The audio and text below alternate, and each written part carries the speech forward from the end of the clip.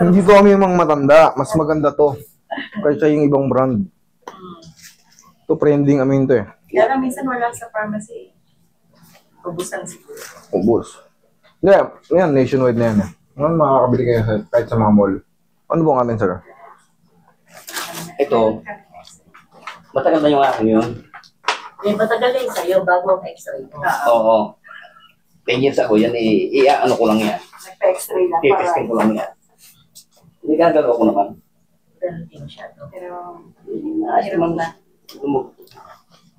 Sa motor yan eh. Di ba nga may closer shoulder din ako.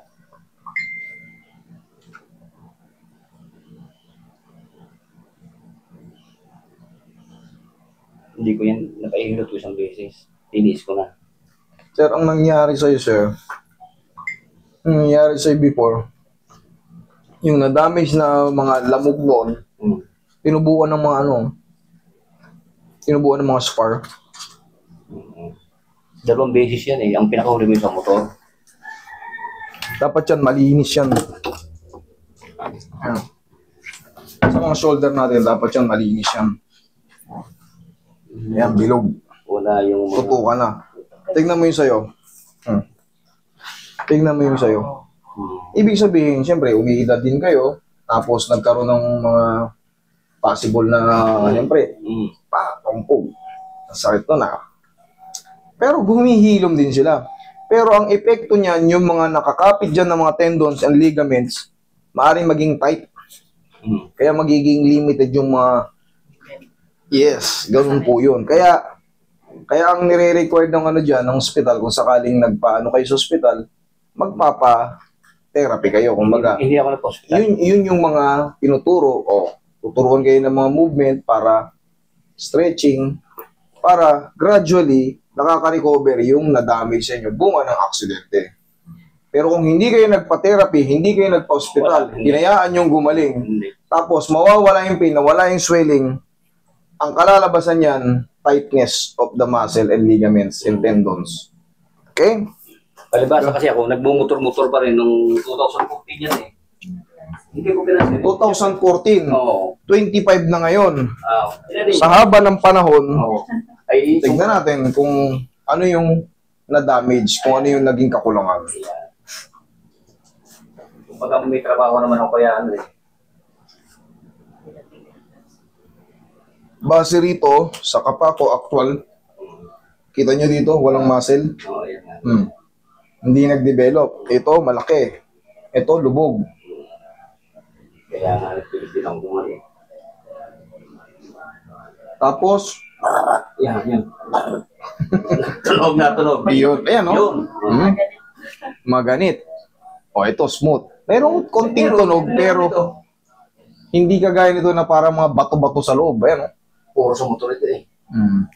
Okay naman, naangat naman, pero medyo may ano lang. Oo, may natigil. May ganit at natigil. Pero sir, ang sagot lang din dyan, katulad yan, wala na, hindi na talaga in pain talaga no, sa haba ng panahon. Ang gagawin nyo, niyakap nyo na yung pagkakataon eh. Oo. Parang aano nyo na lang din yan, kumbaga lalaro. Yes, kahit pa paano habang umiidad, pag nauunat-unat siya, ng paunti-unti, makakatulong po yun. Pero yung adjustment sa buto, nagka-crushing po eh. Hindi mo mawala yun kasi nga, yung matumubong parang tinuro ko kanina, ayan o, yan yun, ka-crush yun. Pag inanon mo, meron eh. Yan o, yung mga buto-buto na yan, tsaka yan yung mga puti na yan. Ang ginagawa ko no, master, meron akong bitinan doon. Nakakabiti naman ako, kaya ko. Pagka, Yung nga lang, hindi na mawawala yung tunog. Kasi may mga spar pong positive na ron sa spar. dislocate siya, hindi naman. Hindi po. Negative po tayo sa dislocation. Ang nangyari nga, sa tagal ng panahon, gumaling siya, naghilom. Ang maaapektuhan lang dyan, medyo magiging tightness and cracking, yung mga clicking. Pero wala namang damage na. Wala na po yan, kumbaga, possible na mangalay-ngalay siya ng paminsan-minsan, pero hindi po talaga yung totaling pilay siya, dislocated, hindi. Nasa sakto po yung sakto po yung position ng head humerus. Yun ang maganda. Pumunta dito, hindi siyang papa-x-ray, pinilit ko pa eh. Kasi wala nga ako ipapakita tayo. Hmm. Hindi, syempre, sa tanungan portion, mas maganda kasi may basis tayo, makikita. So, mas mauunawaan nyo kung ano yung sinasabi ko. Okay? Saka ito, master po kung ito. Sige, sama natin yan. Yeah. Tsaka medyo matagal na panahon na. Talagang yayakapin na ni Sir yun. Relax na.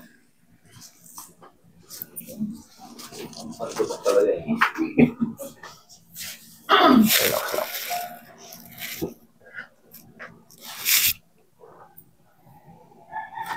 Akala ko pag pinanunood, walang pwersa eh.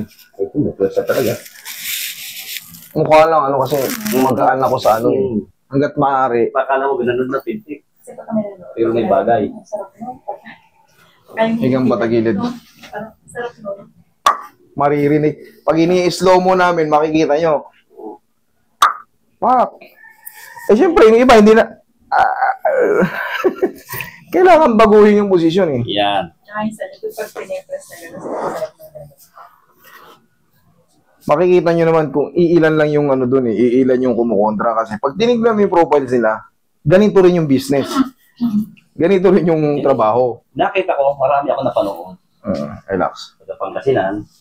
Okay, relax lang muna. One more. Pa. Okay, huwag lalabanan. Yan, kabilang side. Yung ating nakikita. Pectus yan, tinatawag yan. Yun ang gusto ko. Meron kasing dito, meron pwedeng patamaan nyo sa pinakababang baba. Kasi sinasabi na, sarap ng ganyan. Ako lang nakakaano nito. Kumbaga yung... Siyempre, sa haba ng panahon na ano, alam ko na yung pectus eh. Ako lang naglalabas ng video na may pectus. Relax lang. Kung lalaban. Okay. Ihaya. Para sa L5S1 yun eh. Sa babang baba. Relax lang. Yun. Ito naman, para sa mga joints, hip joint dito. Ayan. Para habang umiidad tayo, na-maintain natin yung mga joint natin. Nakashoot yung maayos. Hindi naman mahuhugot yan kasi napakaraming nakakapit na ligaments yan. At tendons, muscles. Pero pag baby pa, bata pa, kulang-kulang pa ang buto niya, hindi pwedeng hatakin ng malalakas. Dapa. Pero ito kasi,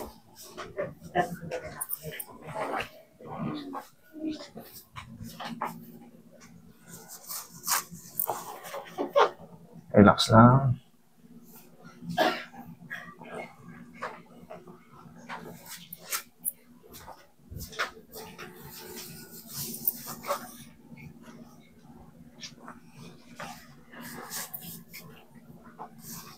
Okay, relax lang.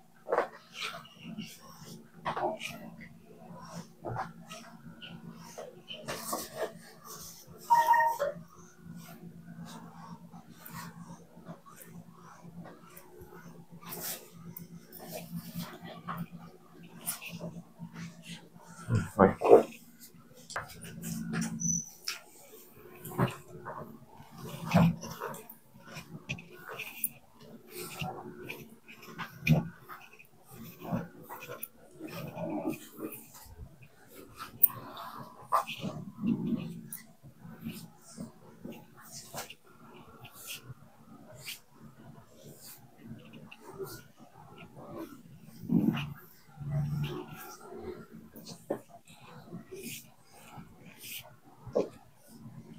Nasa senior age na ba kayo, sir?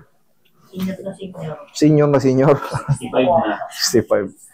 Hindi kasi para humina kasi yung muscle niya ron sa ano eh, sa kanan niya. Pag pupush-upin ko sana siya. Pero tuturuan ko siya kung yung pinaka-safe na push-up. Para kahit pa paano makarecover ng konti. Baka kasi habang umiidad ka ng umiidad, kainin yung laman. Kailangan magkaroon ng activity yun eh. Yan na kasi siya.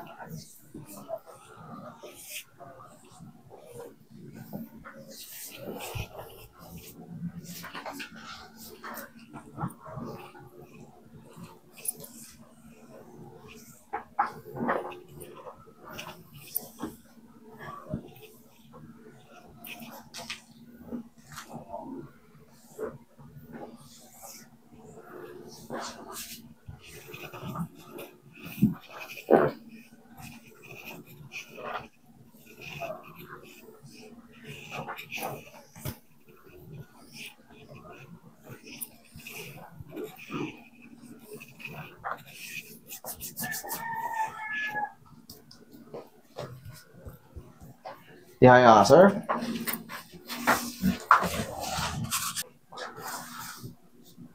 Yan, lagay sa tiyan yung kamay. Sige, hingang muna. Inhale, exhale muna. Yan, ganun yan lang din po ang gagawin na inhale, exhale lang. Okay. Sige, relax lang. Kung lalaban. Inhale. Exhale. Yung dami. Yan lang. Yan.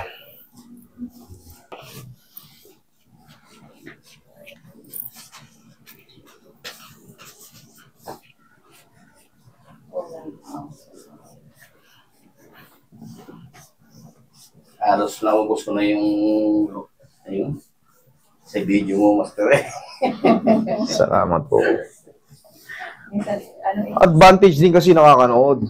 Una, mawawala yung kaba nyo. Kasi kabisado nyo na yung ano. Kumbaga, nakikita nyo yung ginagawa. Nalaman namin meron dito. pag iyak niyo, Master, iyak din kami. Bababa yung luha ko. Minsan, nasa talampakan ko eh. Papanood namin Bababa yung luha ko. Na minsan, ina-out of ano ko, camera, naiiyak talaga ako. Umiiyak talaga ako sa ano. Mababa yung luha ko. Pagka alam ko na, minsan inaawat ko na eh. Pagka alam ko nang iiyak na yung pasyente, inaano ko eh. Dinadivert ko yung ano. Kasi Parang pinaano mo ng weather yung ano, gusto ng pasyente, ayaw ng asawang babae. ay kasi syempre, sir, Hindi na pwede. Oo, parang tagal na. sa assessment ko, inawakan ko lang dito. Meron siyang myelopathy. Kailangan maintindihan niya yun. Eh, multiple eh. Multiple. Kunting hawak ko sa spine niya. Umaaray ka agad. Pag tinabig mo pa ng mas malakas yun, baka mag-collapse yun. Okay? Direct to the brain yun eh. Upo ka, sir. Okay. Hindi basta-basta yun. Kailangan marunong talaga tayong magtadya. Kahit, ako hindi naman talaga ako nagpapapirma ng waiver eh. Siyempre nakita nyo naman yung pagpupumilit ng tao. Gusto kasi na may Pero alam ko kasi ang kalalabasan kasi ako ang therapist. Alam ko yun. Eh kaya nga tayo nag-aaral-aral para Sabi mo, May matutunan. hindi para sa iyo talaga yun, ano? hindi para sa akin. sa hirap siguro na nararamdaman niya para nagbibigay. Masali ka kung yung tainga ko, ha? Ganito lang nga kasi ginanito ko yung ano. Kaya nga may unay siya sa likod eh. Ginanyan ko lang yung spine. Masakit na. Ayun. O ibig sabihin, magang-maga yun. Kaya, kumbaga, ano man ang mangyari guys, kaysa sakit na nararamdaman ko, ano man ang mangyari, parang hindi, sinabi niya nga, parang mas nanaisin ko ng pero wag sa kamay ko, kasi maraming maapektuhan. Wag sa kamay ko. Diba? Wag sa kamay ko. Nag-iisa siya eh.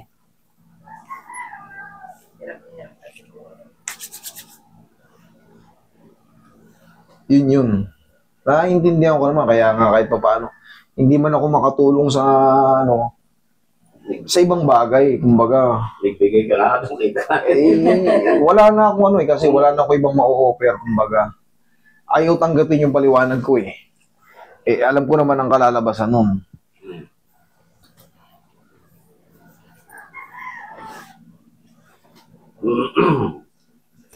Last na. Okay. Yun. Sir, ang kailangan nyo nito, i-push up nyo. Kahit nakadapa lang kayo, ganyan Para, kahit nakadapa lang, ang mahalaga, ito kasi, may magkaroon ng movement. Sige, dapa kayo, tapos, huwag nyo, yung ganito, ganyan. Okay. Subukan nyo nga. Kahit yan lang naangat, kahit di na yung balakang, sige nga, yan. Yung may lakas pa naman. O yan, kahit pa paano, magkaroon lang ng to. Kahit mga 5 piraso lang ang mahalaga, may activity lang to. Kasi baka magdire-diretso kasi umiidad na si sir eh. Yan. Okay, sir? Okay naman yung ganyang movement? Okay. Okay, sige. O kaya kahit ganito, kahit hindi, kahit yung elevate, Oo. lagyan mo ng unan dyan, kahit magaganong-ganong ka lang, para hindi pwersado yung balakang. Basta recall mo nga itong aking Okay. pagkain gano'n. Parang condition nabubuwit may Yan. Request.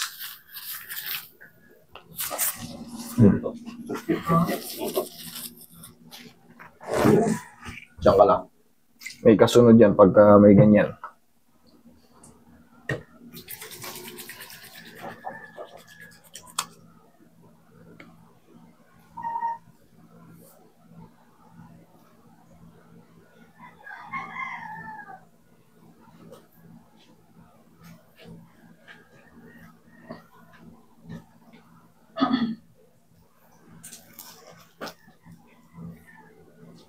Pareho sa mga vertigo. Yeah. Yan. Yung mga bigla ang hilo natin. Minsan ganyan siya eh. Minsan, matagal na naman yun.